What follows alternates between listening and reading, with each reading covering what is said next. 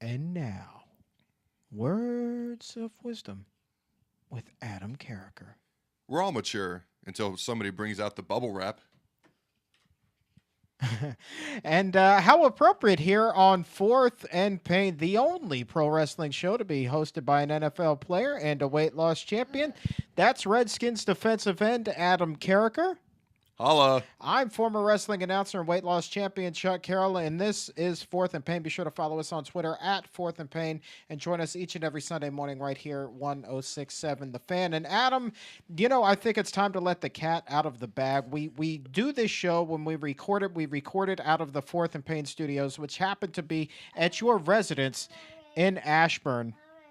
And from time to time, we get invaded by your children, and you're in a jovial mood. You're coming back. You're with the Redskins. Things are looking good, and so you're like, I'm going to bring my kids on for the remainder of the show. And I don't exactly think that you had a choice in the matter, but I just say that to say this: if you hear children in the background, it is little Addison and Junior. So welcome to the show, kids. You know what? We're talking wrestling, and I'm doing daddy duty, and we're talking wrestling, and they are big wrestling fans. In fact, Mr. Junior likes to do wrestling moves on his sister from time to time, which gets me in trouble with mommy. And then I get in trouble for letting him watch wrestling. So they might as well just join the show. Yeah, They can give us our opinion. Does CM Punk, is he going to win? Does Brock Lesnar, what do you guys think? No.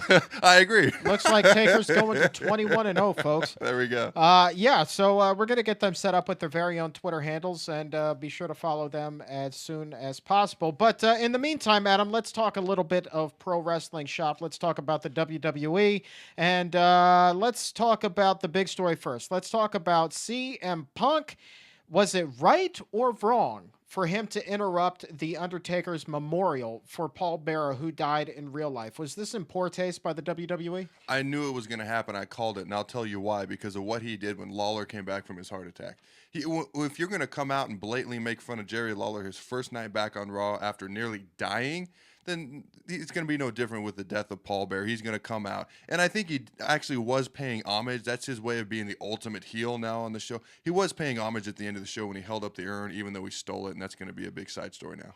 Well, you know what? And I agree with you. I was still I was like, man, it was one thing with Jerry Lawler because Jerry, he survived his ordeal. He's alive. Okay, he didn't die. Not But in dead. this case, we're talking about a gentleman who actually did pass on. But it's kind of like I told you in our online exclusive at Fourth and Pain. This is kind of what Paul Bearer would have wanted.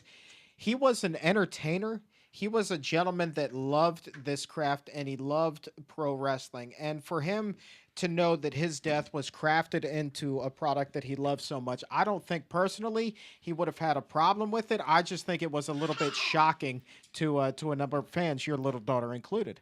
Well, here's what I'm guessing. I'm guessing they talked to his family, maybe his wife, if she's still alive, or his next of kin, and they got it cleared with them. That's what I'm gonna guess, and I'm sure the family was okay with it, and that's why they were able to do it. Otherwise, it would have been in poor taste. And there goes the kid. So now we can be a little bit more serious, hopefully. I love the fact that the big bad football player is really showing his family man colors here, and Addison has left the studio, and Junior's still here playing with cars. Rumor has it Junior's going to be a NASCAR driver when he grows up. Oh my! I'm like, if he plays football, that's great. If not, that's fine because it's very dangerous. So what's he do? He does the one thing that's more dangerous than football. Awesome. Who's your driver? Well, it's Junior Carriker. All right. The other thing coming out of WWE this past week, boy, and this one was big, wasn't it? This was just as big as it possibly could get. The return of the Bella Twins. Who knew that those girls were coming back? I had no idea. I pretty much thought they were gone. I pretty much figured they'd been replaced. They looked as good as ever, though. Yep, the Bella will say Twins that. are back, and so that was really the best story coming out of Monday Night Raw. And then, of course, you have the debut of Fandango. I wish his debut would be his end. This is terrible. That segment fell flat, didn't it? It's 2 weeks in a row.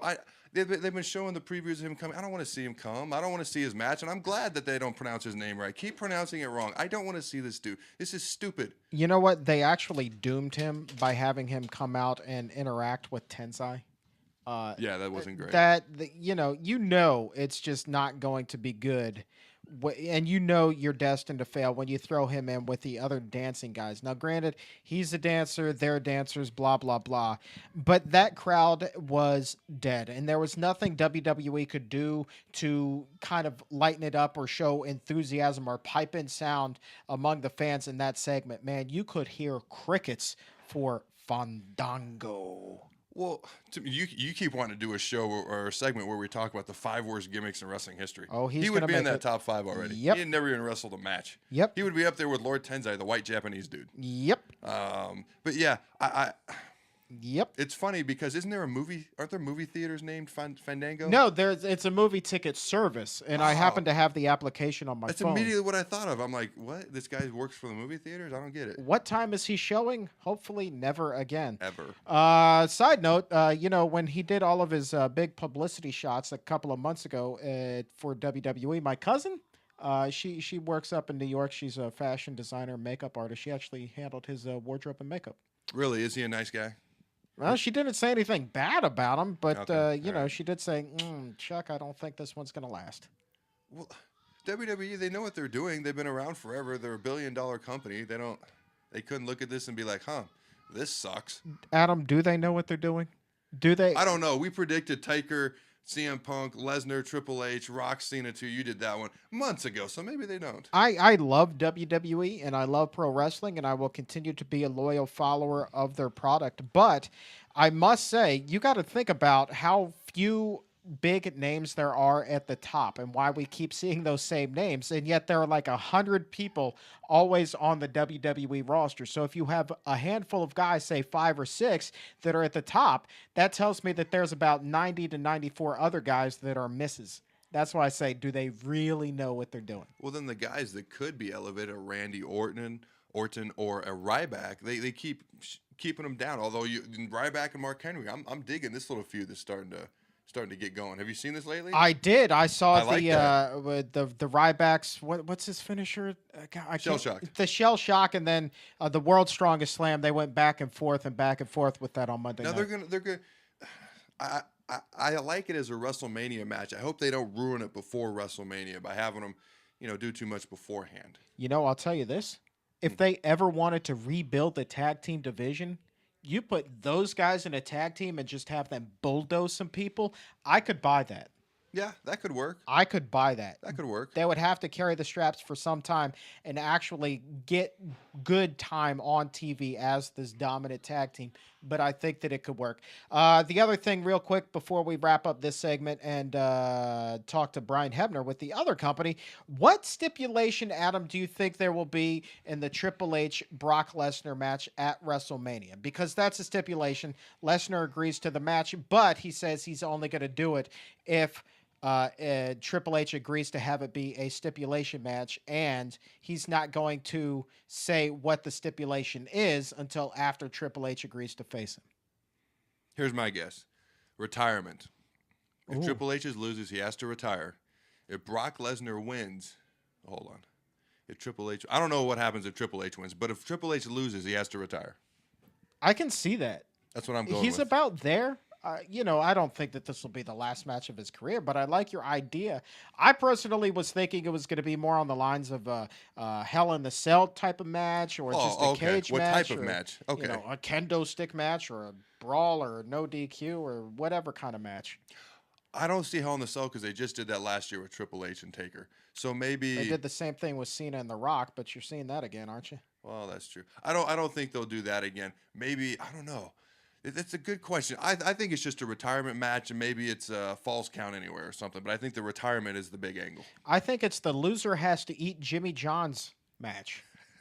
The ridiculous amount of advertisement all over Brock Lesnar's shirt that he wears every week. God, man. I wonder how much he gets paid for that. That is a sweet gimmick.